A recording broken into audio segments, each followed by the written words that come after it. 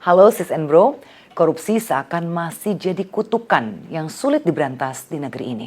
Setiap tahun semakin merajalela dan angkanya terus meningkat. Selama periode semester 1 2023 saja, KPK bilang sudah ada ribuan laporan dugaan korupsi yang berasal dari lingkungan pemerintahan. Miris banget ya, uang rakyat terus dirampok. Salah satunya yang terjadi di proyek BTS Bakti di Kementerian Komunikasi dan Informatika.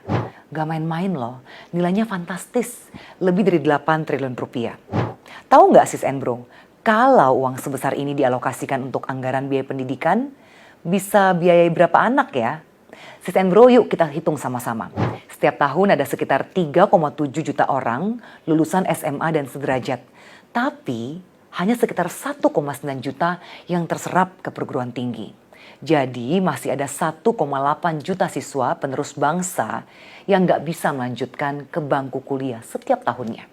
Dengan asumsi nilai beasiswa unggulan per orang, duit korupsi BTS 8 triliun ini bisa mengurangi hampir 25% dari lulusan SMA yang tidak terserap. Dengan uang sebesar ini, kita bisa memberikan beasiswa kepada 400.000 lebih anak-anak berbakat yang terkendala finansial. Sis and bro, sudah terlalu sering ya kita mendengar bahwa banyak dana publik yang akhirnya terperangkap dalam jaring laba-laba korupsi.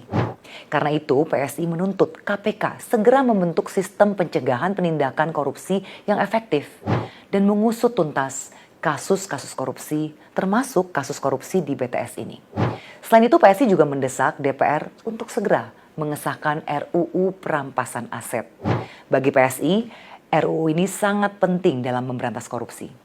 Karena harta pejabat yang tidak bisa dibuktikan secara halal dari mana asal-usulnya bisa segera dirampas oleh negara.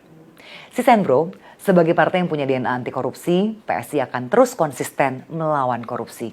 Yuk, dukung PSI, lawan korupsi. Salam solidaritas.